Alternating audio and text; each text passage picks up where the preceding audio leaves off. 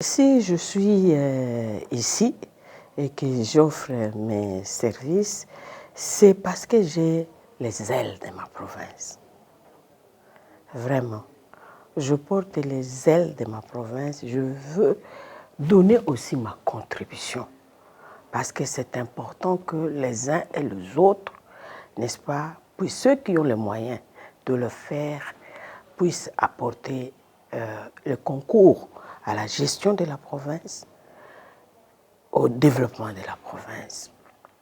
Donc la province du Congo central, c'est une province que toute la République, les autres provinces regardent.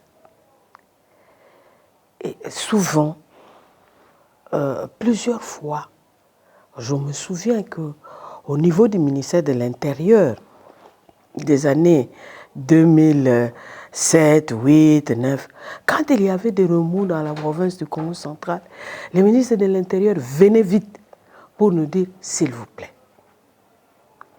Et quand ça n'allait pas ailleurs, c'est nous qu'on venait chercher pour aller parler, n'est-ce pas, aux politiques de ces provinces-là, pour qu'ils puissent mettre de l'eau dans leur vin. Donc les Bas-Congo ont des valeurs qui sont universelles.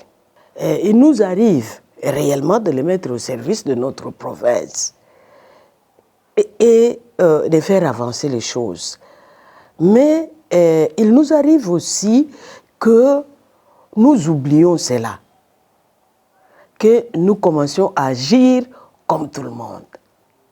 Et puis, à ce moment-là, on dit « Ah, mais nous sommes proches de la ville de Kinshasa, les mauvaises habitudes des Kinois arrivent chez nous. » Nous devons essayer de défendre ce qui est juste, ce qui est bon, ce qui aide au développement. Donc, la province du Congo central a ses atouts parce que nous avons une longue et riche expérience précoloniale et post-coloniale. Et cette expérience-là a été vantée par divers historiens, par divers sociologues, par divers anthropologues. Donc nous ne devons pas perdre cela. Les nouvelles générations ne connaissent pas ça.